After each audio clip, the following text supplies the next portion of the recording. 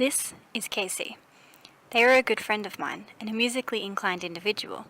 They have always enjoyed music, listening to it, creating it, sharing it. Recently, they decided that they wanted to do more musical things, so they decided to start a YouTube channel. This would serve as a way to motivate them to work more on their musical abilities.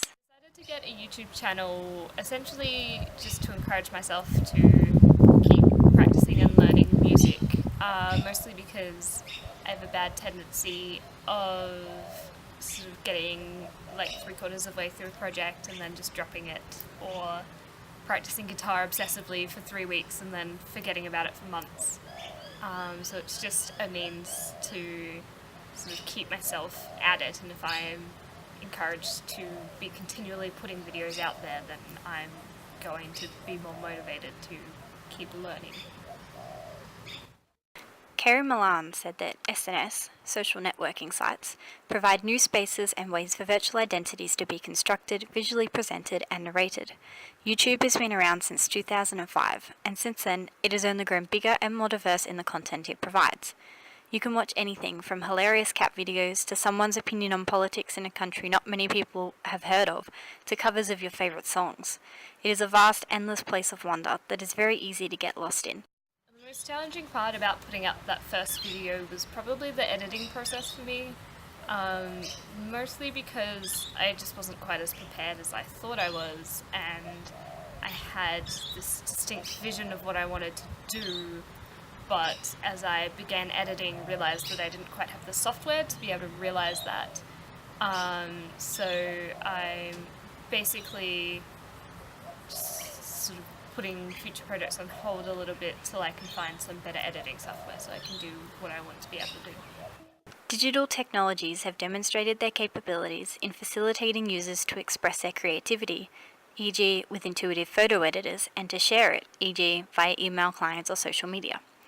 Lipais makes a good point here. It is so easy for people to create things and put it online, but it's also really difficult. You have to have the desire to do this in the first place, but then you also have to have the drive to push through to the end and the courage to put the final product out there. Do the positives outweigh the negatives?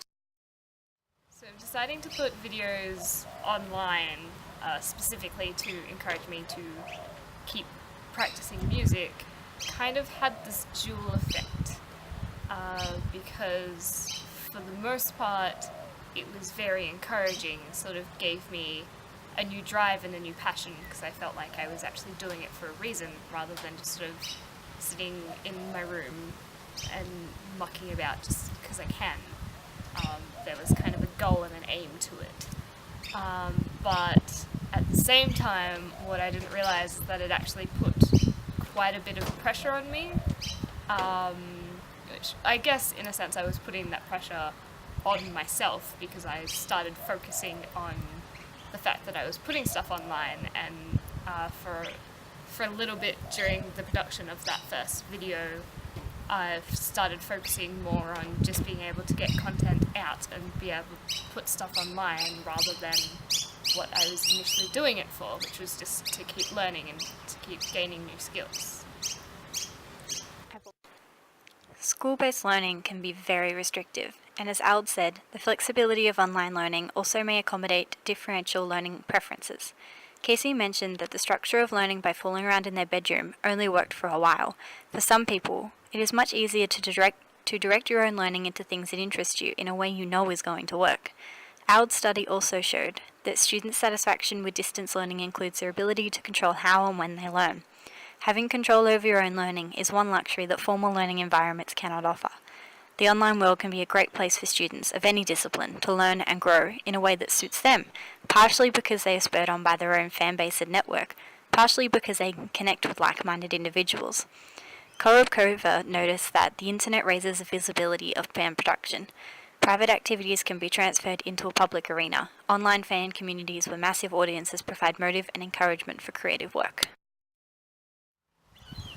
The best part about finishing that first video was probably just having that first video done, because the first time is always going to be a bit of a grueling experience, because I was sort of figuring things out, whereas now I feel like I have a better feel for it and the next time can happen much more smoothly. So I'm excited for the next. Korobkova also pointed out that the ability to strategically navigate audiences across digital publics in order to construct a meaningful socialization and learning experience can be so valuable. The human experience of socialization is generally considered to be a face-to-face interaction, but with the rise of YouTube, the ability to communicate has become even more powerful. You can send a message to millions of people all over the world through a single video.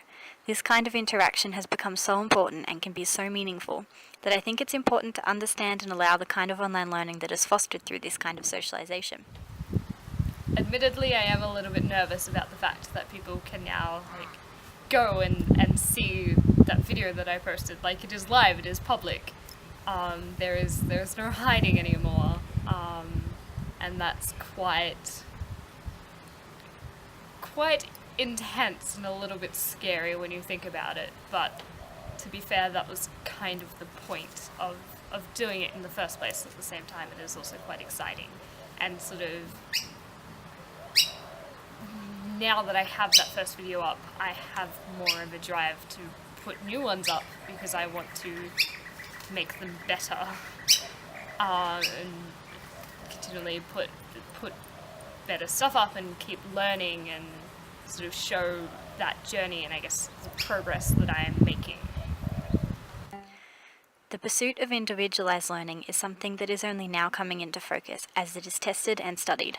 Schools have only very recently adopted the use of laptops and tablets into their curriculum, and the concept of online learning is only now being recognized as a suitable method of engagement.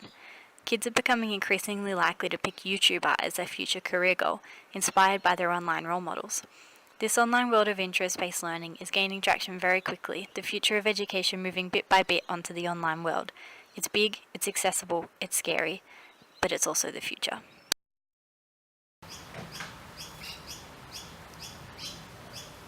want to regale you with a little ditty.